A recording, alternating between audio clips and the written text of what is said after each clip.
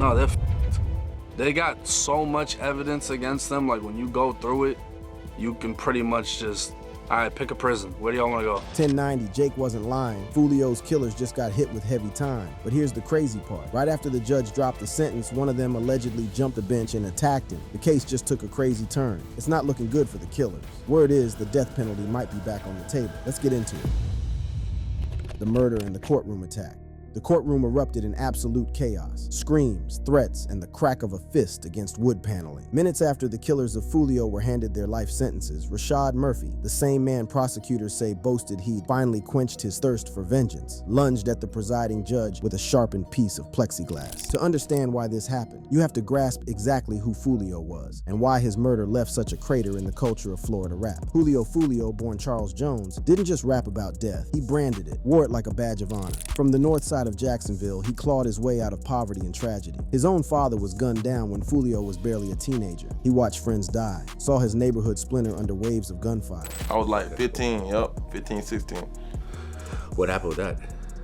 Well, he was in the neighborhood we used to be on called Clyde, and he ended up getting killed. He once described in chilling detail the moment a rival tried to execute him in broad daylight, a shooting that left his hip shattered and his body dragging itself across concrete, begging for help. But the horror didn't scare him away. It made him double down. Because in Foolio's world, if you didn't posture like the deadliest man in the room, you were already dead. So he kept rapping. He kept naming names. He filmed music videos in cemeteries, mocking the families of men who died in the same cycle of violence he was trapped inside.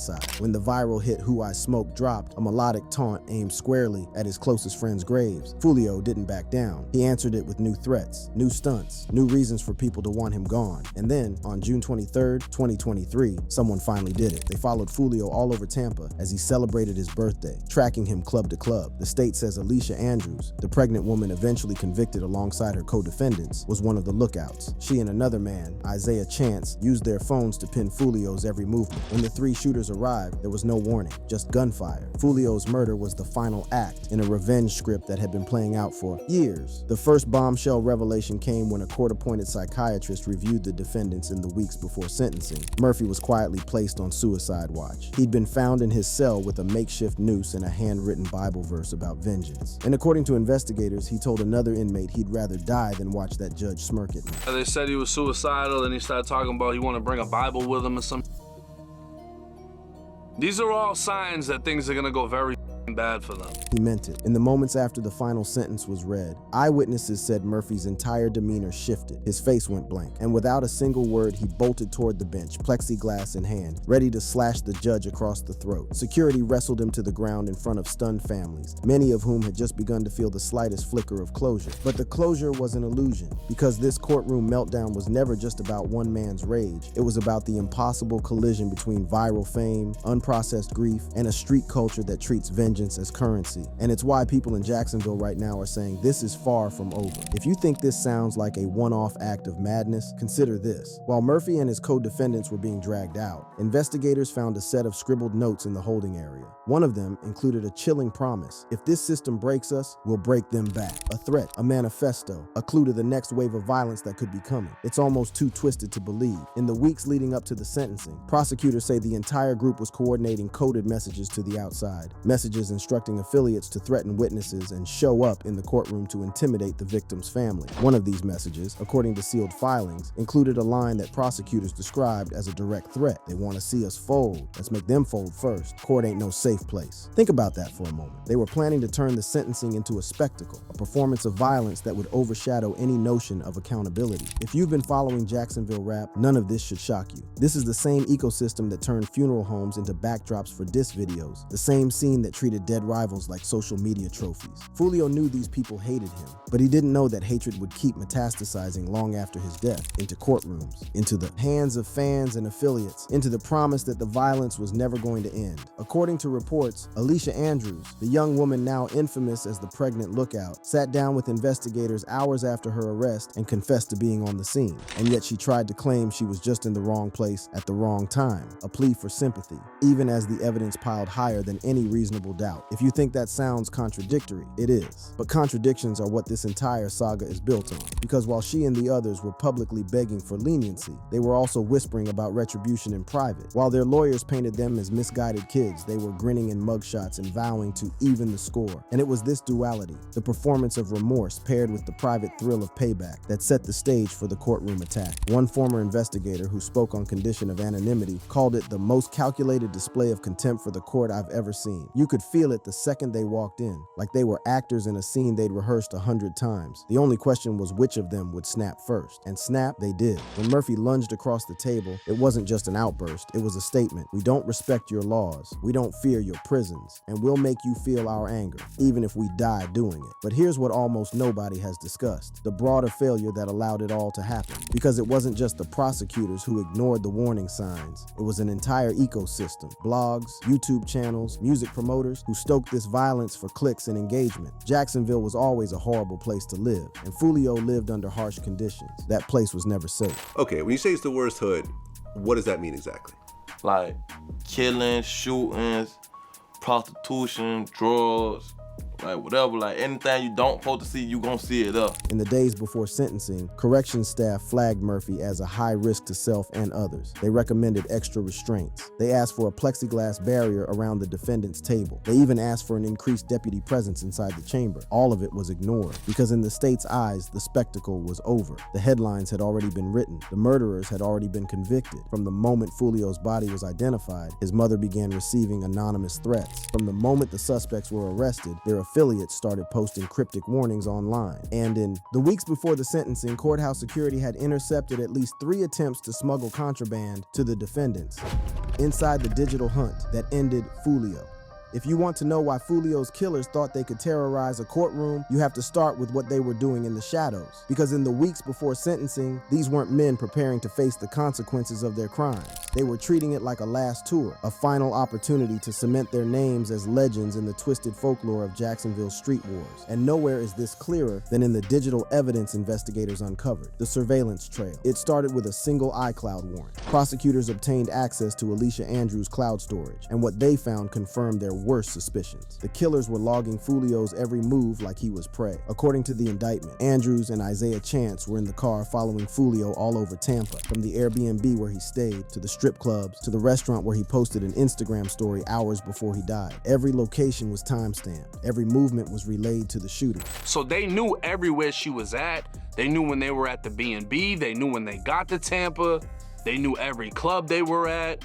They never mentioned anything about her being at the party. And the most chilling part, they knew where he was before he did. That's how one homicide detective described it to local media. They knew when he left the club. They knew which door he used. They even knew which car he'd get into. Because while Foolio was celebrating his birthday, posting stories about surviving everything thrown at him, a squad of people with nothing left to lose were building a kill box around him. But it wasn't just surveillance that sealed their fate. It was the text messages investigators found when they dumped the suspects' phones. One of them was so grotesque, prosecutors read it aloud in court. When he steps out, we close the curtain. Not if, when. Because to them, this wasn't a possibility. It was a guarantee. And these messages are why the defense never seriously argued mistaken identity. The killers documented their own conspiracy in real time, texting each other updates, sending location pins, bragging about how smooth it's gonna be. Some people still ask, why did this happen at all? Why would a handful of young men and one pregnant woman risk their lives for vengeance? They have the home surveillance video of one of the shooters where he's packing his car with the guns. The answer is ugly but simple: revenge. Because years before Foolio was gunned down in Tampa, one of the defendant's brothers, a man known as Spaz, was shot and killed in Jacksonville. Foolio and his crew didn't just rap about it. They desecrated his grave. They filmed it. They posted the video online. If you want to find hand down motive, is like, hey, you see your mom crying on the news about someone desecrating your brother's gravesite, and he keeps, and a famous rapper keeps rapping about it. And that moment became the creation myth for this whole spiral. One veteran journalist who covered the Jacksonville scene told me, once they did that, there was no going back. That grave video was like lighting a fuse. And here's where it gets worse. The state knew this was the motive, but they underestimated how deep the resentment ran. There's multiple videos of Foolio dissing this guy. They assumed a conviction would end it. Instead, it poured gasoline on an already raging fire. It's impossible to talk about Foolio's death without mentioning young Youngeen Ace, the other star in this feud. The moment Foolio was murdered, Ace posted cryptic messages. He filmed himself drinking Don Julio tequila, a gesture widely interpreted as a final insult. In a city that measures respect by how fast you mock your rival's corpses, this was seen as a victory lap. But here's what's so surreal. The day the killers were arrested, Youngeen Ace was sitting in an interview. Literally, as the police raided their hideouts, he was on camera, sipping tequila and brushing off questions about the feud. If you ever needed proof this entire saga was being treated like an episode of reality TV, there it is. Real lives ended while the cameras rolled. Yo, timing is so crazy. You know what I realized? And I realized this while reading the indictment on stream. The moment Youngeen Ace was sitting with me for the interview, the cops were raiding the guys. The exact moment. The last 72 hours before sentencing. When the trial ended, everyone assumed the violence was over. They were wrong. In the final 72 hours before sentencing, deputies monitoring the defendants intercepted a series of handwritten notes. One of them read, "They think this is the end. It's just the start." Another, "Don't let the judge forget he's not untouchable." And the last, "If I don't walk out that door, no one does." These notes became the final red flags that a meltdown was imminent. Yet even then, even with evidence of premeditated threats, no additional measures were put in place. When the judge walked in that morning, he was protected by the same number of deputies as any routine hearing. The courtroom was a powder keg, and it didn't take much to spark it. Eyewitnesses describe it in vivid detail. Murphy gripping a sharpened piece of plexiglass, breathing so hard it sounded like growling. The moment the judge began reading the sentence, Murphy's face went blank, and then he lunged. "I thought he was going to kill him, not hurt him, kill him." That's how one court clerk described it. It took 3 deputies to wrestle Murphy to the floor. One of them had to pry the weapon from his hand. The crazy thing about him, he's 18 years old.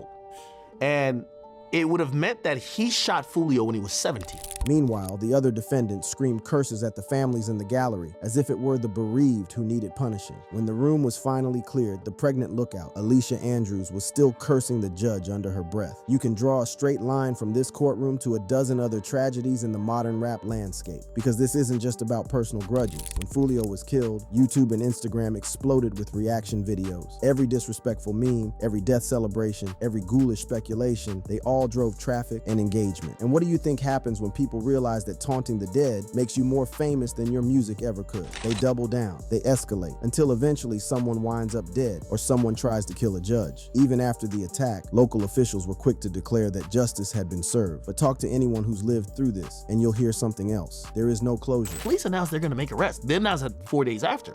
And then it took almost like damn near a month for them to make the arrest. For Foolio's family, no prison sentence will bring him back. For the killer's families, no conviction will undo what they've become. And for the city of Jacksonville, no verdict will end a cycle that's been spiraling for decades. Because the truth is, this was never really about one murder. It was about a generation raised on violence, taught to equate respect with revenge, and rewarded by an audience that couldn't look away. This story does not end here, because even now, prosecutors say other affiliates are plotting retaliation. Investigators have said publicly that dozens of associates remain free, some of whom are still issuing threats on encrypted messaging apps. According to sealed court filings, one of those affiliates was overheard promising, "Y'all gonna see more funerals. This ain't done." And based on everything we've seen so far, there's no reason to doubt him. The war that wouldn't end. You might think you already know the story. A rapper was murdered over old beef. A group of reckless killers was caught and convicted. A courtroom outburst that made national headlines. But the truth, the real truth, is more disturbing than any headline ever dared to admit. Behind every viral clip and mugshot, there's a web of alliances, betrayals, and systemic failures that turned Jacksonville's rap scene into a live-action horror movie. And at the center of it all was an entire generation that grew up believing that fame and respect are built on the bodies of their enemies. Jacksonville is a city built on beef. Long before Foolio or Youngeen Ace were household names, Jacksonville was already bleeding. For decades, the city has been a patchwork of housing projects and neglected neighborhoods, places where underfunded schools and over-policed blocks combine to create a perfect incubator for violence. Hilltop Village Apartments, Foolio's childhood home, was infamous even in the 90s. Residents still remember the summer when the shootings got so frequent that the landlord installed bulletproof glass in the leasing office. By the time Foolio was 11, he'd already watched a woman get shot on the steps outside his building.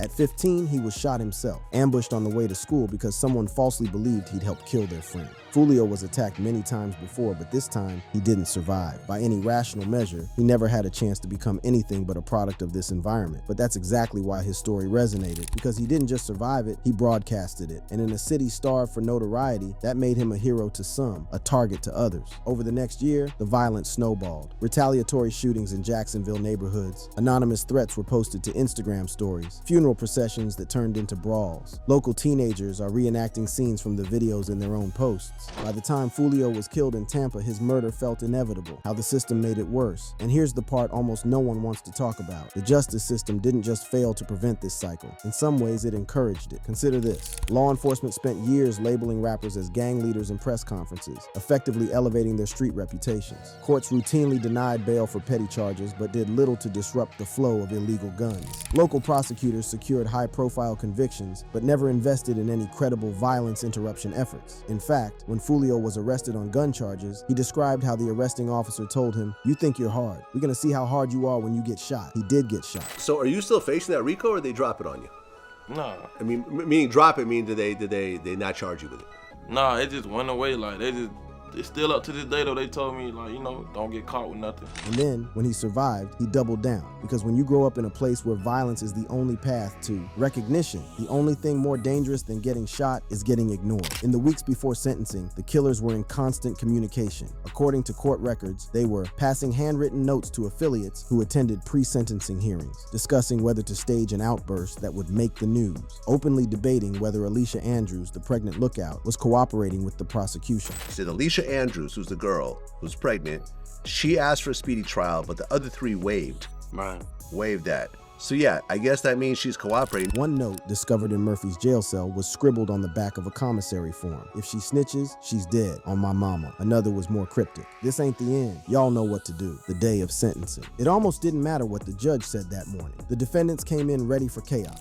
One deputy later testified that Murphy spent the entire morning pacing his cell, muttering the same phrase. "This is my show. This is my show." And when the final sentence was read, life in prison without parole, he lunged. 3 deputies tackled him. Alicia Andrews screamed hysterically. Isaiah Chant stood on the defense table and roared, "We run this." It was less an attack than a performance, a final act of defiance. And in that moment, it was obvious. They didn't care if they died. They only cared that everyone was watching. When the dust settled, the headlines were predictable. Convicted killers attack judge. Gang members lash out in court. Jacksonville rap feud turns deadly again. But behind the headlines was something even more sinister. An entire generation of kids watching the footage, deciding that this was what power looked like. Local violence prevention advocates reported that teenagers were already sharing clips of the attack on Snapchat, adding their own captions, "Respect, he's a real one." And so here we are, months later, with Foolio still dead, the killer still in prison, and the cycle still alive. Because even now, investigators say the remaining affiliates are planning more violence. According to court filings, one informant overheard this chilling declaration: "We're not stopping till we even. It doesn't matter how long it takes." And no one should doubt them, because the same ecosystem that glorified Foolio's taunts now glorifies his killer's courtroom spectacle. The names change, the hashtags change, but the story never does. The real lesson: Foolio once said in an interview, "Death doesn't scare me. The only thing that scares me is dying forgotten." In the end, he didn't die forgotten. Neither did the men who killed him.